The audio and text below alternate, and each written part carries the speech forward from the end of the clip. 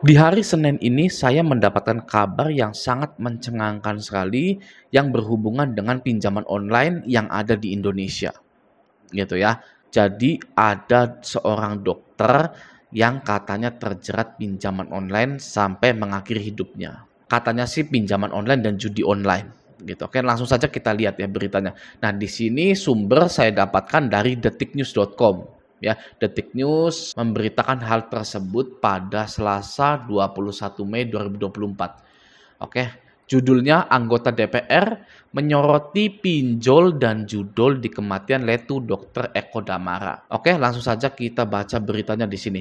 Komandan Korps Marinir atau Dankormar, Maijen TNI Mar Endi Supardi menyampaikan hasil investigasi melalui digital forensik perwira TNI AL Letu Eko meninggal karena mengakhiri hidupnya dan ada masalah utang pinjaman online atau pinjol dan judi online atau judol. Nah, itu dia ya. Lanjut, Wakil Rakyat di Komisi Pertahanan DPR minta Polisi Militer TNI Angkatan Laut atau POMAL turun tangan menyelidiki kematian dokter militer itu. Nah, anggota Komisi 1 DPR fraksi Golkar Dev Laksono menyarankan agar POMAL mendalami kematian Letu Eko. Menurutnya, meninggalnya Eko menjadi seperti gejala yang tampak jamak akhir-akhir ini. Nah, itu ya. Jadi, sepertinya berulang kali gitu ya kematian karena pinjaman online dan judi online. Gitu kan. Oke, kita lanjut dulu. Di sini mungkin ada baiknya POM AL mendalami hal tersebut. Ini sudah menjadi pandemi baru dan nyata, sebuah krisis nyata, kata Dev saat dihubungi. Nah, ya jadi korban-korban dipinjol atau kematian dipinjol dan judol itu menjadi krisis nyata yang ada di Indonesia. Ya, saya ucapkan selamat kepada Anda bagi Anda yang sudah lolos dari ujian-ujian itu. Ujian-ujian judol dan pinjol. Ya, Anda tinggal melupakan pinjol Anda, judol Anda membuka lembaran baru, memulai hidup yang baru lagi. Ya, saya ucapkan selamat kepada Anda. Anda adalah orang yang beruntung. Gitu ya. Nah, ini saya tidak mau baca semuanya karena terlalu banyak gitu ya. Yang intinya sih sudah tahulah intinya. Kalau menurut saya, kalau pinjol ini memang harus ada ya di Indonesia, itu edukasinya harus lebih dini lagi diterapkan pada SDM-SDM kita ini. Contoh misalkan di jenjang SMP sampai SMA itu sudah diberikan dasar-dasar yang namanya resiko kredit. Gitu, bukan hanya pengajuan kreditnya saja gitu ya. Kalau pengajuan kredit kan gampang gitu, kita ke situ kayak orang beli kan, kita ke banknya, kita ke leasingnya, mau kredit nanti disurvei dan lain-lain. Tapi pelajaran tentang resiko atau pengetahuan umum tentang resiko kredit itu yang harus lebih diperdalam lagi dan mulai sejak dini diperdalamnya gitu ya, agar nanti ketika mereka-mereka itu lulus sekolah lalu sudah bisa melakukan hal-hal yang orang dewasa lakukan seperti ya pinjam bank, pinjam leasing, pinjam pinjol gitu. Mereka itu tahu resikonya dan mereka itu sudah siap menghadapi resiko tersebut gitu ya. Kebanyakan dari orang Indonesia itu tidak siap untuk menghadapi resiko tersebut atau menerima resiko tersebut. Ya, itu kalau pinjol itu memang harus ada gitu, sangat disayangkan sekali sebenarnya. Nah, yang praktisnya itu ya pinjol ditutup gitu ya, pinjol ditutup. Oke, untuk masalah judol, saya tidak paham judol, saya tidak paham judi online, saya tidak paham mereka itu beroperasi di Indonesia. Harapan saya judol juga ditutup gitu ya, judol pinjol itu ditutup. Karena itu sebuah combo gitu ya, sebuah combo di zaman sekarang yang bisa menghancurkan hidup seseorang. Nah, bagi para viewers Raja Galbay yang sekarang nonton ini, gimana? Apakah Anda masih ditagih, masih cemas, masih takut, pernah menerima surat somasi, pernah menerima ancaman dan lain-lain gitu ya? Coba tulis di kolom komentar. Gitu. Saya ingin bercerita sebentar. Apakah saya, Raja Galbay ini, pernah dapat surat somasi dari pinjol? Pasti pernah. Ya pernah pastinya. Oke, saya Galbay 30 aplikasi pinjol legal OJK serentak ya sampai sekarang belum bayar lagi ya. Pasti pernah dapat surat somasi dari pinjol. Oke. Dan saya pun merasakan ya apa yang dirasakan oleh orang-orang yang gagal bayar di pinjol. Oke, hal pertama dari mendapatkan surat somasi dari pinjol itu adalah rasanya, ya di dada ini, gitu ya, sesek, gitu ya. Rasanya mendapatkan surat somasi dari pinjol itu ya, deg-degan, panik, cemas, gitu ya. Seperti itu, oke. Kenapa itu bisa terjadi? Kenapa kita deg-degan, panik, dan cemas? Karena kita selalu menganggap mereka pinjol ini adalah perusahaan besar, ya. Kita adalah rakyat kecil, ya. Pinjam uang lagi, ya sudah rakyat kecil pinjam uang di situ, ya. Tidak patuh akan aturan dari perusahaan tersebut, gitu ya. Kita menganggap bahwa perusahaan tersebut pasti akan menghukum kita, ya, karena kita tidak membayar, gitu ya. Itu, ya. Rasanya ketika Anda itu mendapatkan surat somasi dari pinjol-pinjol tersebut. Itu yang pertama, ya. Hal yang kedua, ketika mendapatkan surat somasi dari pinjol itu, kita menganggap vonis hukum yang sudah sah untuk kita. Ya, vonis hukumnya itu sudah sah untuk kita ini, ya. Kita lihat HP, lihat suratnya, lihat surat somasinya, wah, sudah ini tamat ini saya nih. Ya, gawat ini hidup saya nih, nggak ada uang untuk bayar, mau gimana ini? Ya, makanya terciptalah korban-korban pinjol itu. Seperti itu, ya. Kita menganggap bahwa diri kita sudah dijatuhkan vonis hukum secara sah oleh perusahaan pinjol itu. Ya, lalu kita membayangkan hal-hal yang mengerikan seperti masuk penjara, ya, keluarga jadi sedih, orang tua nangis, ibu kita nangis, ya, istri anak nangis, dipermalukan di sosial, ya. Apalagi yang laki-laki, kita merasa gagal menjadi seorang suami gitu atau anak laki-laki yang hebat gitu ya. Pikiran kita sudah teracuni oleh ketakutan yang disebarkan oleh pinjol-pinjol ini. Seperti itu ya.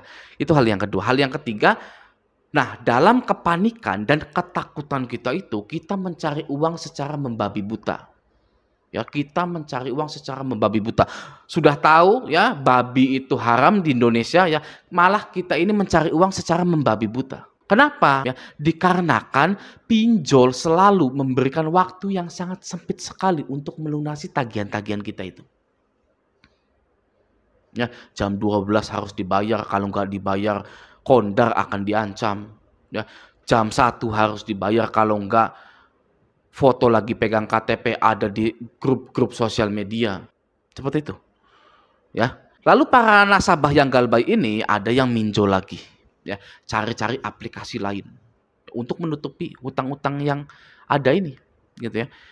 Ada yang gade BPKB, ada yang gade motornya, ada yang menggade surat tanah, bahkan jual motor, jual rumah, jual tanah. Ya.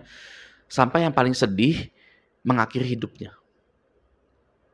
Ya, mengakhiri hidup orang lain bahkan hanya untuk bayar pinjol.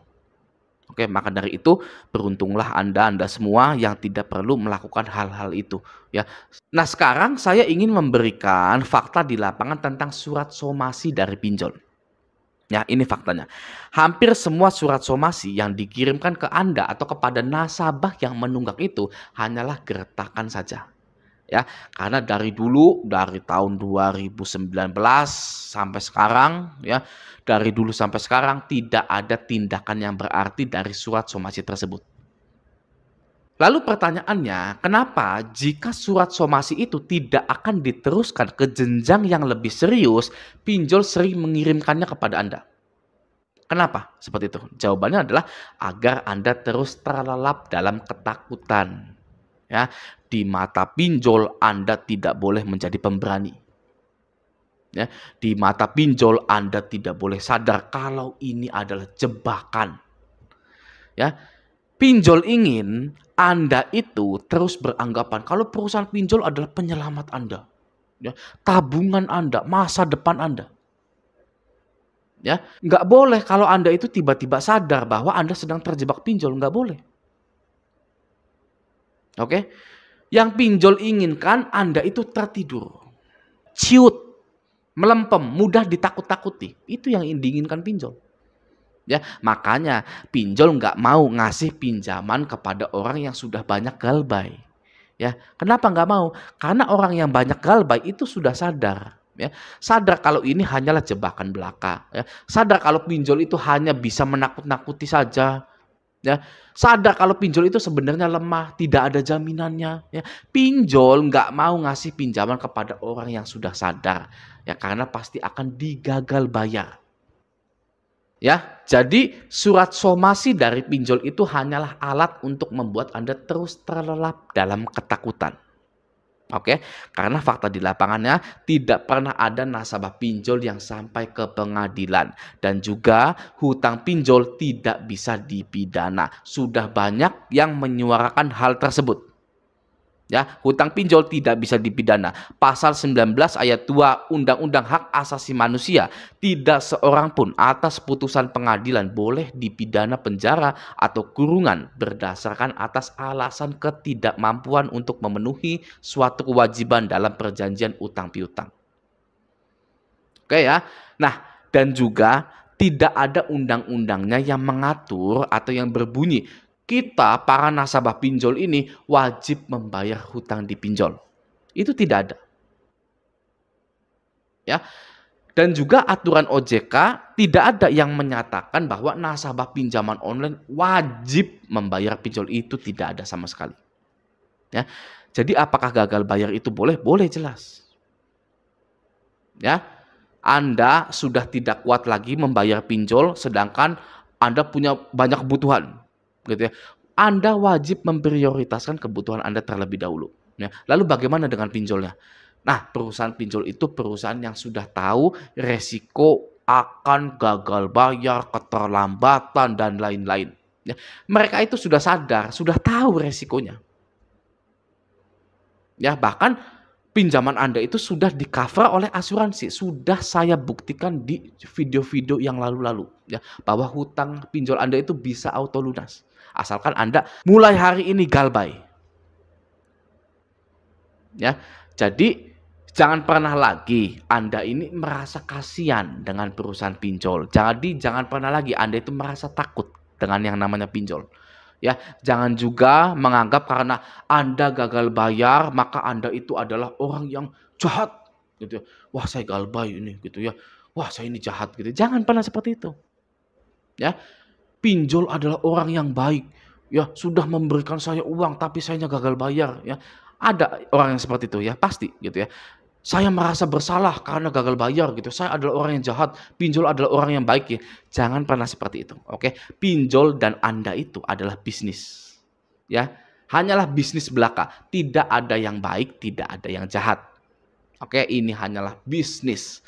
Oke, maka dari itu sekali lagi untuk menyelamatkan diri Anda, ya harta-harta Anda juga, tidak ada undang-undangnya dan tidak ada aturan resmi dari OJK yang menyatakan nasabah pinjol wajib membayar pinjolnya. Oke, semoga video ini bermanfaat. Sampai jumpa di video selanjutnya.